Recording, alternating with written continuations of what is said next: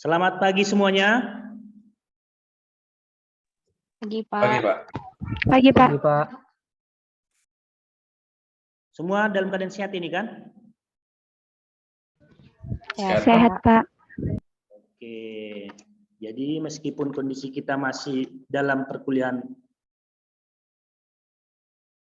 tatap muka melalui media online, kita harus tetap bersemangat dalam berkuliah ya adik-adik semua ya. Iya, Pak. Oke, sebelumnya sudah ada yang kenal dengan saya? Belum. Belum, oke ya. Seperti yang kalian lihat di sepada, nama saya Sukses MP Siburian. Saya dosen pengampu mata kuliah Hukum Peradilan Tata Usaha Negara semester ini. Ya, seperti semester yang lalu, kita mengadakan perkuliahan itu 16 kali pertemuan. Terdiri dari pertemuan pertama sampai ke-7 itu adalah teori. Ke-8 kita melakukan ujian tengah semester. Sedangkan di pertemuan 9 sampai 15 kita kembali lagi teori, dan pertemuan ke-16 kita mengadakan ujian akhir semester. Benar nggak? Seperti itu semester yang lalu di mata kuliah yang lain? Benar, Pak. Iya, Pak. Seperti itu, Pak. Seperti itu, oke. Jadi sebelumnya ada yang sudah pernah mengenal apa arti hukum peradilan tata usaha negara?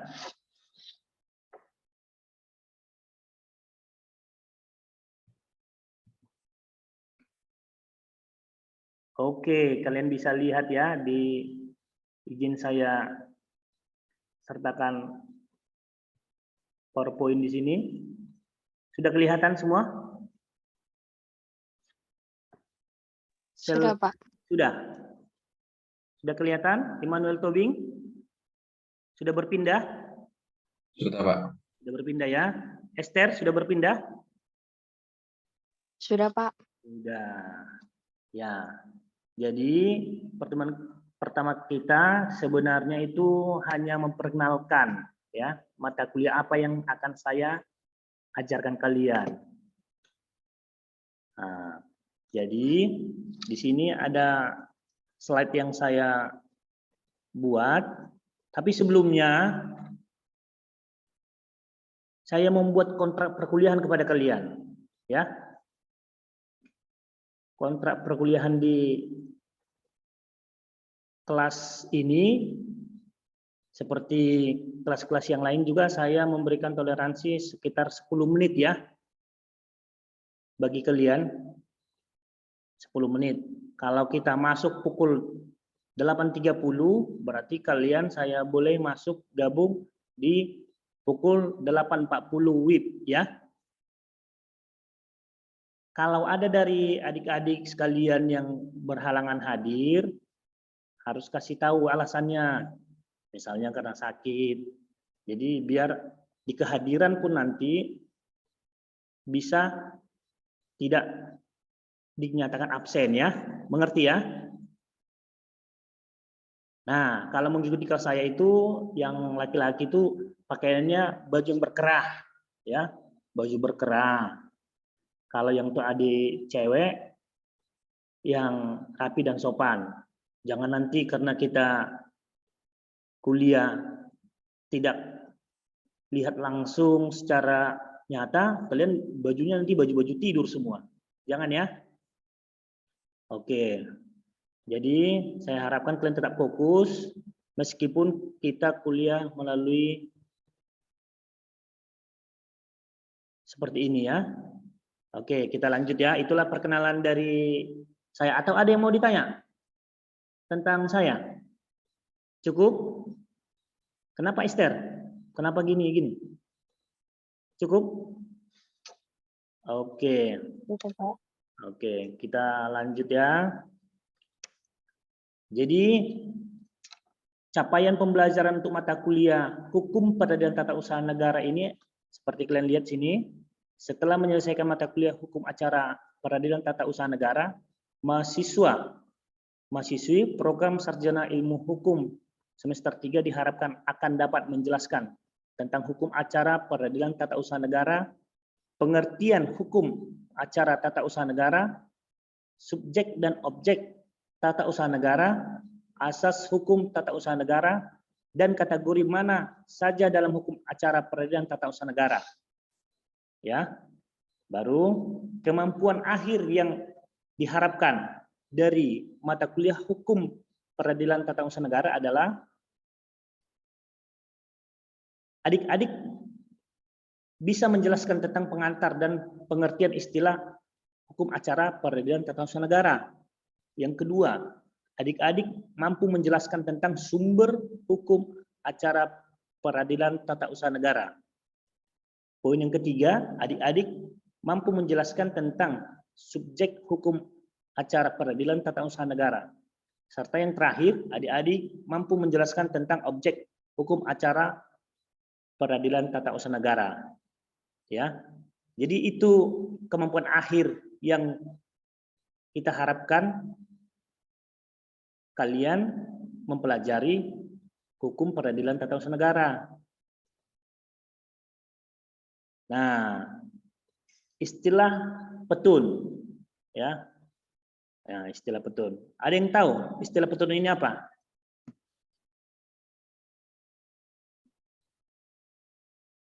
Ada yang tahu? Halo? Ada yang tahu? Nah, kalau nggak ada yang tahu, saya kasih lihat ya. Ini ada beberapa pengertian dari para terdahulu ya.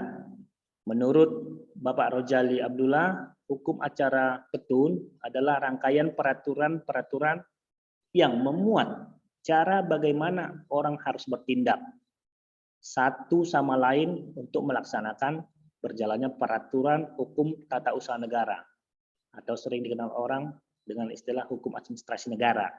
Sedangkan menurut Wirjoyo, hukum tata usaha negara dirumuskan bahwa rangkaian peraturan-peraturan yang memuat cara bagaimana orang harus bertindak terhadap dan di muka pengadilan dan cara bagaimana pengadilan itu harus bertindak satu sama lain untuk melaksanakan berjalannya peraturan hukum tata negara tersebut. Ini bisa kalian lihat lagi hukum acara petun secara gamblang mempunyai arti peraturan hukum yang mengatur proses penyelesaian perkara tata usaha negara melalui pengadilan. Berarti kalau di pengadilan itu pastinya ada hakim ya. Sejak pengajuan gugatan sampai keluarnya putusan pengadilan. Berarti keputusan itu dikeluarkan oleh siapa yang mengeluarkan putusan tersebut? Ayo, siapa adik-adik? Siapa tadi di sini? Immanuel, siapa yang mengeluarkan? Hakim, Pak. Hakim. Ya. Oke. Jadi beberapa sumber-sumber hukum acara peradilan tata usaha negara itu bisa kita lihat di slide ini. Yang pertama tetap ya, semua peraturan perundang-undangan itu tetap berdasar kepada Undang-Undang Dasar Negara Republik Indonesia tahun 1945. Yang berikutnya Undang-Undang Nomor 51 tahun 2009 tentang peradilan tata usaha negara. Tapi ingat, Undang-Undang Nomor 51 tahun 2009 ini adalah perubahan dari Undang-Undang Nomor 5 tahun 1986 tentang peradilan tata usaha negara. Kemudian diubah menjadi Undang-Undang Nomor 9 tahun 2004. Jadi sudah berapa kali perubahan? Dari tahun 1984 berubah ke 2004, baru beralih ke 2000 2000 berapa? 2009. 2009. Jadi sudah 3 kali perubahan ya. Berikutnya Undang-Undang Nomor 48 Tahun 2009 tentang kekuasaan kehakiman. Ini juga merupakan perubahan dari Undang-Undang Nomor 4 Tahun 2004 dan Undang-Undang Nomor 35 Tahun 1999 serta Undang-Undang Nomor 14 Tahun 1970 tentang kekuasaan kehakiman ya. Berikutnya Undang-Undang Nomor 3 Tahun 2009 tentang Mahkamah Agung. Ini juga merupakan perubahan dari Undang-Undang Nomor 14 Tahun 1985 dan Undang-Undang Nomor 5 Tahun 2004 tentang Mahkamah Agung. Dan berikutnya sumber hukum acara peradilan tata usaha negara itu ada dari jurisprudensi. Ya. Ada yang tahu apa itu jurisprudensi?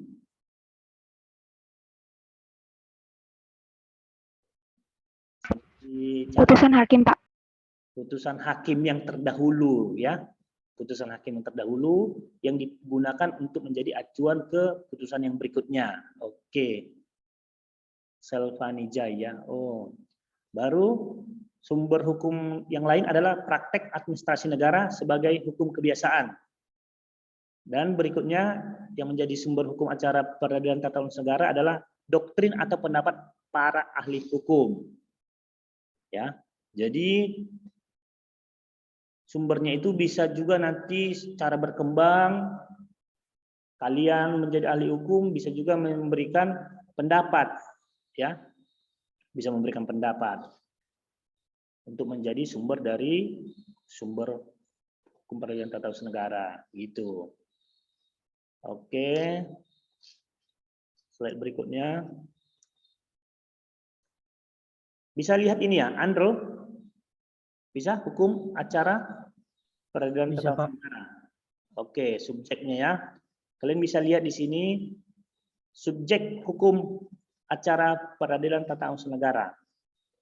Nah, subjek yang bersengketa adalah orang atau individu, ya, atau badan hukum perdata di satu pihak dan badan atau pejabat tata usaha negara di pihak yang lain. Ada yang mengerti sampai di sini? Maksudnya seperti apa? Subjek yang bersengketa adalah orang atau badan hukum perdata di satu pihak dan di pihak yang lain ada badan atau pejabat tata usaha negara. Paham sampai di sini? Belum, Pak. Belum ya? Jadi gini, kalau kalian belum paham, jadi di peradilan tata usaha negara itu yang menjadi individu, menjadi subjeknya adalah kalau di perdata, tahu siapa yang menjadi subjek hukum acara perdata? Subjek hukum, masih ingat apa subjek hukum?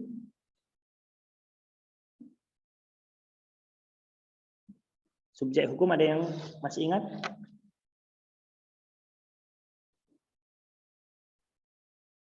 Atau sudah lupa? Subjek hukum. Oke, kalau lupa biar saya ingatkan kembali. Subjek hukum adalah orang atau badan hukum. Ya. Coba apa tadi Esther yang saya bilang? Subjek hukum.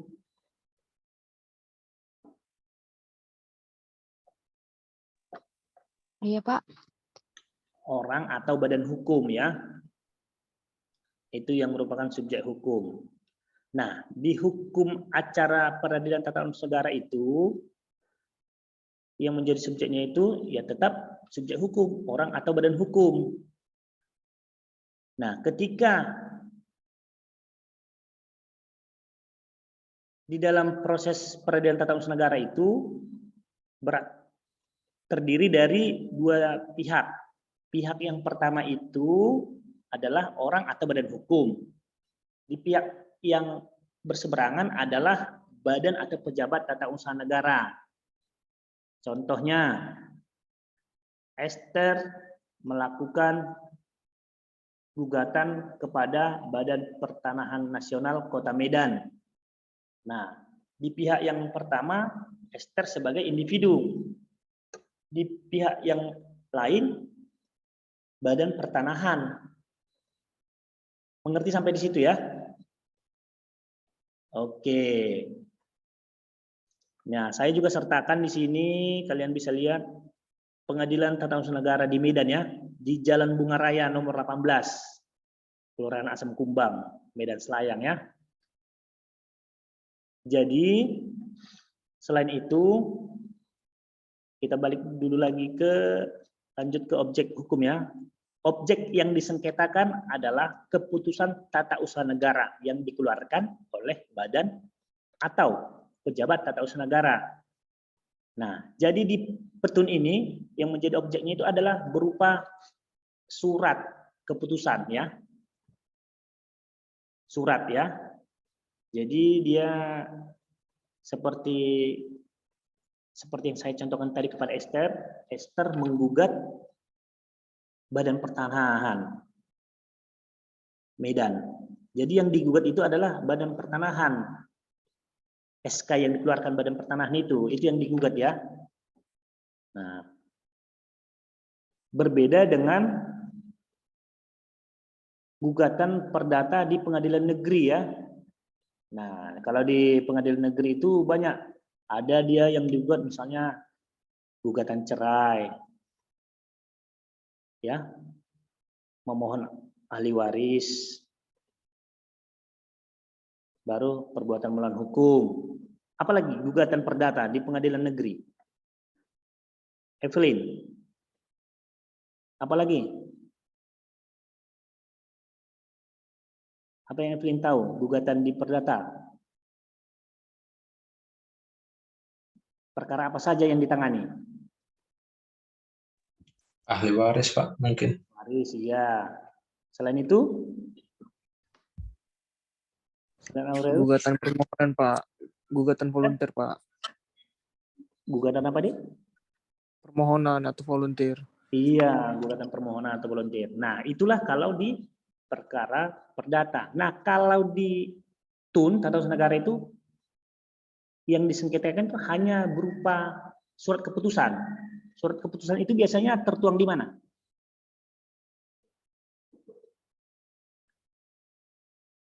Di kertas. Benar nggak, Selin? Selin bisa dengar suara saya? Selviani bisa dengar suara saya?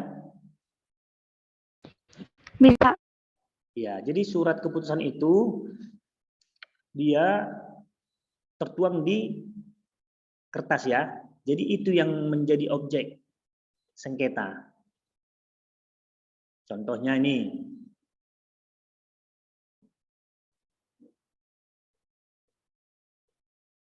Ini siapa? Andro Nenggolan menggugat Pemda, pemerintah daerah rumahnya, karena Andro sebagai pengusaha dilarang untuk membangun hotel, sementara izinnya sudah dipenuhi oleh Andro, karena ada surat keputusan dari Pemda tempat tinggal Andro melarang Andro untuk membangun, sementara syarat-syaratnya sudah dipenuhi, jadi Andro bisa menggugat Pemda tersebut. Bukan orangnya yang digugat, tapi surat keputusannya itu ya. Paham sampai di situ ya? Paham, Andro? Paham, Pak. Oke, kita lanjut ya. Itu objeknya ya. Jadi objek sengketanya adalah keputusan ya. Dan di Medan itu alamatnya tadi sudah saya kasih lihat ke kalian. Pengadilan Tata Usaha Negara itu ada di Kecamatan Medan Selayang ya. Medan Selayang. Kalau untuk pengadilan negeri di Medan, ada di mana?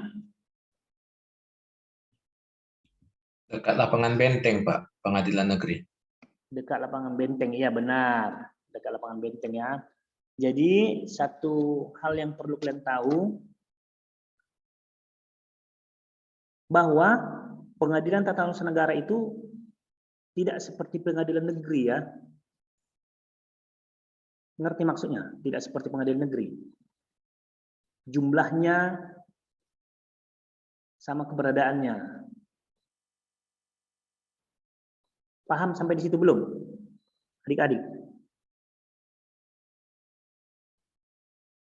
Ini Selin tinggal di mana, Selin? Simalingkar, Pak. Simalingkar, Medan ya.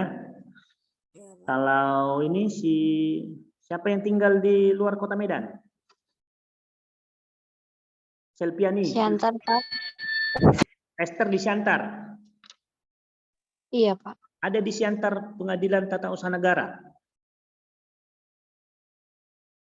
Enggak ada, Pak. Kalau Pengadilan Negeri Siantar ada. Ada, Pak. Nah, kalau Selpiani Jai di mana? Di Sibolga, Pak. Sibolga. Ada Pengadilan Negeri Sibolga. Ada, Pak. Pengadilan Tata Usaha Negara di Sibolga ada. Enggak ada, Pak. Nah, itu bedanya. Jadi, kalau pengadilan negeri itu selalu ada di kabupaten kota ya. Di Siantar ada, di Lubuk Pakam ada, di Medan ada, di Tebing ada. Tapi kalau pengadilan tata usaha negara itu tidak wajib ada di kabupaten kota. Ya. Sama seperti yang saya tanya tadi kepada Selpiani, Gebi dan yang lain, mereka bertempat tinggal di beda-beda daerah dan tidak ada di daerah mereka pengadilan tata usaha negara. Kenapa seperti itu? Karena kembali lagi kita ke objek tadi. Objek dari pengadilannya itu hanya mempermasalahkan tentang surat keputusan. Nah, yang dikeluarkan oleh siapa? Badan atau pejabat tata usaha negara. Gitu. Itulah yang membuat jadi tidak sebuah kabupaten kota di Indonesia memiliki pengadilan tata usaha negara. Jadi dengan kata lain, jumlah kasus untuk TUN itu lebih sedikit dibandingkan pengadilan negeri, ya. Nah, jadi kalau urutan untuk pengadilan tata usaha negara ini, setelah dia pengadilan tata usaha negara tingkat pertama, ya, ketika putusan itu perlu banding, itu namanya pengadilan apa namanya kalau banding? Pengadilan tinggi, ya, pengadilan tinggi tata usaha negara. Itu untuk kalau di pengadilan biasa namanya pengadilan tinggi Medan. Kalau di PT TUN, pengadilan tinggi tata usaha negara yang berada di Medan. Setelah putusan itu dianggap para pihak kurang diterima, mereka bisa mengajukan ke Mahkamah Agung ya. Jadi dari saya paparkan tadi, apa yang mau kita diskusikan yang belum kalian pahami? Adik-adik.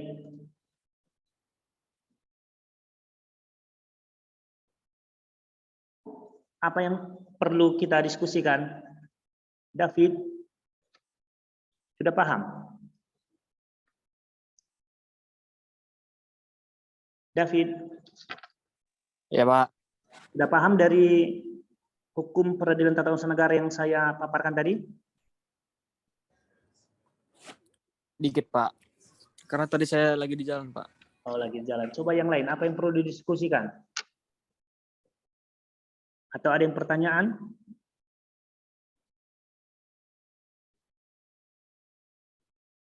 Vanessa?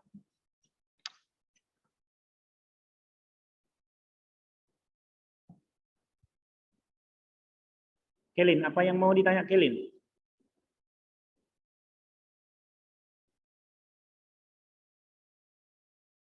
Gibi? Cukup, Pak. Cukup. Selpiani? Cukup, Pak. Samuel? Cukup, Pak. Cukup. Ini siapa? Evelyn. Izin bertanya, Pak. Oke, David, silakan. Mungkin tadi saya kurang jelas ya, Pak. Iya. Tapi saya mau nanya ini, Pak. Kapan suatu gugatan yang diajukan oleh penggugat di Pengadilan Tata Usaha Negara dinyatakan gugur, Pak? Itu aja, Pak. Gugur. Ya. Jadi dinyatakan gugur apabila gugatan tersebut tidak merupakan kewenangan dari Pengadilan Tata Usaha Negara. Contohnya, yang digugat oleh seseorang itu bukan merupakan hak dari atau kewenangan dari petun. Ya. Dan ada nanti tenggang waktu kepada si penggugat diberikan 90 hari batas waktunya. Apabila itu nanti sudah lewat, maka gugatan tersebut dinyatakan gugur. Bagus sekali pertanyaanmu. Kita kan masih baru pertemuan pertama, kamu sudah menanya untuk materi yang kesekian. Berarti kamu sudah lebih paham dari teman-teman yang lainnya. Ada lagi? Enggak lah, Pak. Masih belajar, Pak. Masih belajar, ya. Kita semua masih belajar ini di sini. Ada yang lain? Cukup? Ya, nanti lebih jelasnya kalian bisa lihat di Sepada ya, adik-adik semua. Saya kira kalian lebih pas nanti melihat di Sepada dan membaca literasi-literasi yang berkaitan dengan materi kita hari ini. Oke, untuk mempersingkat waktu karena tidak ada lagi bertanya dan kita sudah hampir beberapa menit melakukan perkuliahan, saya izin leave. Sampai ketemu di pertemuan berikutnya. Semoga kita tetap dalam keadaan sehat. Selamat pagi. Saya Selamat pagi. Sampai ketemu di Pagi, Pak. Terima kasih, Pak. sama-sama. Terima kasih, Pak.